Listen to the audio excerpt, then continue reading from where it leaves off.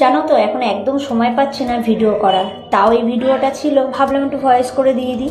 তো নমস্কার, আমি রূপা, আশা করি তোমাদের ভিডিওটা ভালো লাগবে।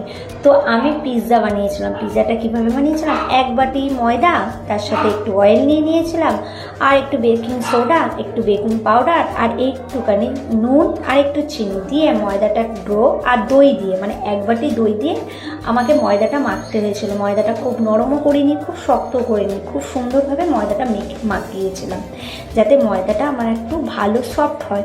তো ভালো মেখে নিলাম। মাখার পরে আমি এটা একটা গোল ড্র করলাম, করে আমি এটাকে ঢাকা দিয়ে রেখে দিলাম।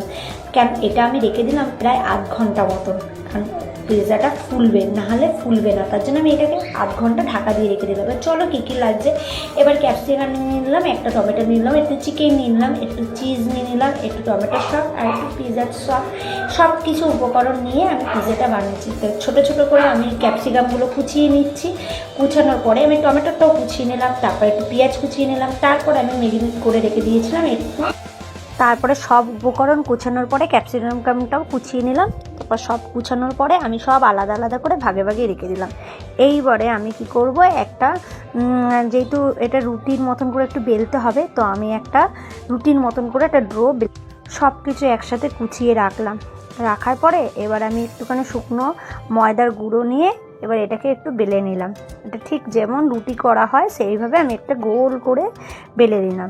তারপরে একটা কাঁটা চামচের সাহায্যে আমি কি করলাম, এটাকে প্রথমে একটু হাত দিয়ে চেপটিয়ে দিলাম, যেহেতু যতটা থালা আছে সেই সাইজে আমি করব। তারপরে একটুখানি চেপটা করে হাত দিয়ে চেপটা করে দিলাম। তারপরে আমি একটা কাঁটা চামচ দিয়ে ফুটো করে দিলাম। কেন করলাম, যাতে এটা একটু ফোলে। তো বিশ্বাস করো, প্রথম দিন করেছিলাম ফোলেনি, পরের বেলায়। তারপরে একটু থালার মধ্যে একটু বাটার মাখিয়ে নিলাম, যেহেতু আমি কাঁসার থালায় বসিয়েছিলাম তাই ওর মধ্যে একটু বাটার মাখিয়ে দিলাম। আর ওই একটা কাঁটা চামচে দিয়ে ওটাকে আমি ফুটো করে দিলাম যাতে ফোলে। কিন্তু প্রথম দিন আমি খাওয়ার সোডার জায়গায় বেকিং পাউডার দিয়ে দিয়েছিলাম, বেকিং সোডা দিইনি ভুল করে, মানে এতটাই ভয় পাচ্ছিলাম, তো ওই কারণে ফলিনি। কিন্তু পরের বারে যখন করেছিলাম খুব সুন্দর হয়েছিল, খুব সুন্দর ফুলেছিল, খুব সুন্দর হয়েছিল। তারপরে আমি এটাকে একটু থালার মধ্যে একটু ডেবে দিলাম যাতে পুরো থালাটার সাইজে হয়, সেই কারণে আমি একটুখানি হাত দিয়ে চেপে দিলাম।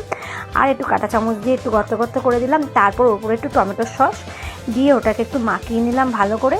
তারপরে মাখানোর পরে যা জিনিসগুলো ছিল, যেমন হচ্ছে চিকেন, তারপর ক্যাপসিকাম, পেঁয়াজ, যা টমেটোর যা আছে, একটুখানি চিজ সসও দিয়ে দিয়েছিলাম।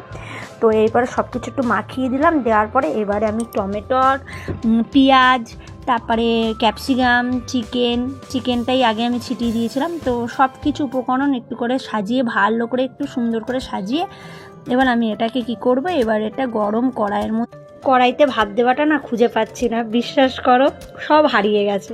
তো যাই হোক, লাস্টটা আমি যেটুকুনি করতে পেরেছি, এইটা হচ্ছে লাস্ট ফিনিশিং। তো খুব সুন্দর খেতে হয়েছিল। আমি নিজে তারিফ করছি না, কিন্তু বাড়িতে পিৎজা বানালে কিন্তু দারুণ খেতে হয়। আর আমার প্রথম দিনে ফলিনি বলে একটু মুখটার অবস্থা দেখো, মুখটা কেমন করছে, কিন্তু খেতে ভালো হয়েছিল আমার পিৎজা।